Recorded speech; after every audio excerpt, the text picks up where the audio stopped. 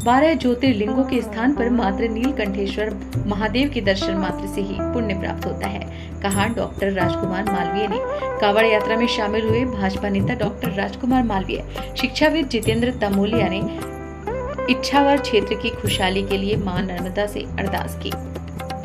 Doctor राजकुमार मालवीय ने तिलक, श्रीफल, अंगवस्त्र और भगवा गमछा पहनाकर कांवड़ियों को नीलकंठ के लिए प्रस्थान करवाया।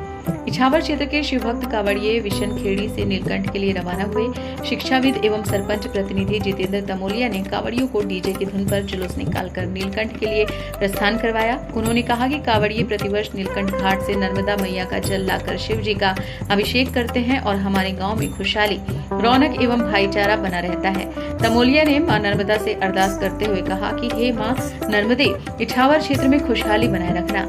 वरिष्ठ समाजसेवी अनिल मालवीय पत्रकार ने शंकर भगवान को नर्मदा मैया के जल से अभिषेक करने के महत्व को बताते हुए कहा कि जलाभिषेक से शंकर भगवान प्रसन्न होते हैं और मनवांछित फल का पुण्य लाभ भक्तों को मिलता है। भारतीय जनता पार्टी झुग्गी झोपड़ी प्रकोष्ठ प्रदेश कार्यालय प्रभारी डॉक्टर राजकुमार मालवीय ने सभी कांवड़ियों को तिलक लगाकर श्रीफल भेंट किया और अंग वस्त्र पहनाकर नीलकंठ के लिए प्रस्थान करवाया। डॉक्टर मालवीय ने ग्रामीणों को जानकारी दी कि नसरुल्लागंज क्षेत्र के नीलकंठ गांव के पास नर्मदा नदी और कौशल्या नदी का संगम स्थल है, जिसे कौशल्यम संगम कहा जाता है। यहाँ पर मंदिर में नीलकंठेश्वर महादेव भी विराजमान है। यहाँ मां नर्मदा एवं मां कौशल्या के तट पर स्वयं नीलकंठेश्वर महाराज प्रकट हुए थे। यहीं पर नर्मदा और कौशल्या नदी के संगम से ओम की आकृति बनती हुई नजर आती है, जिससे इस स्थान का महत्व बढ़ जाता है। नर्मदा कौशल्या नदी के संगम पर बनने वाली ओम की आकृति नीलकंठेश्वर मंदिर से दिखाई देती है। उन्होंने कहा कि नीलकंठ नर्मदा तट का महत्व इतना अधिक है कि 12 ज्योतिर्लिंगों के स्थान पर मात्र नीलकंठेश्वर महादेव के दर्शन मात्र से ही पुण्य प्राप्त होता है।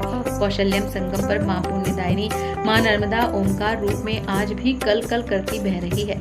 जो भी श्रद्धालु शांत भाव से भगवान शिव पार्वती व मां नर्मदा का स्मरण करता है, उन्हें स्वतः ही ओमकार रूपी गूंज सुनाई देती है।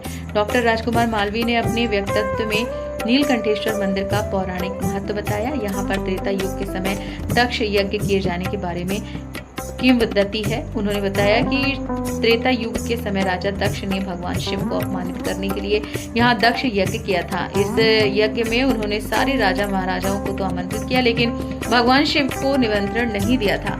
राजा दक्ष ने कहा कि ससुर होने के बाद भी भगवान शिव ने मुझे अपमानित किया था।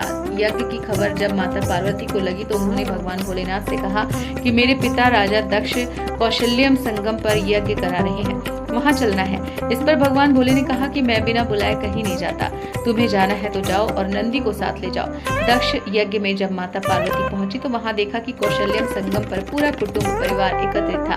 तब माता पार्वती ने कहा कि भोलेनाथ, ये मेरे साथ कैसा अन्याय है। तब से ही नीलकंठ महादेव मंदिर और इस नर्मदा तट का महत्व बढ़ गया। इछावर जनपद उपाध्यक्ष प्रतिनिधि एवं भाजपा किसान मोर्चा जिला महामंत्री शंकर जायसवाल ने कहा कि हर वर्ष की तरह इस वर्ष भी कांवड़िये नीलकंठ से नर्मदा मैया का जल लेकर आएंगे और भगवान भोलेनाथ का जल से अभिषेक करेंगे। भगवान शंकर के भक्त कांवड़िये भक्ति में लीन होकर नाचते गाते हुए नीलकंठ के लिए रवाना हुए। नर्मदा मैया की जय, हर हर महादेव, बम बम भोले भोले, कौशल्या मैया की जय आदि जयकारों से पूरा ग्रामीण क्षेत्र गूंज उठा। इस अवसर पर महिलाओं, बुजुर्गों और ग्रामीण जनों ने उत्साह के साथ सभी कांवड़ियों को प्रस्थान करवाया।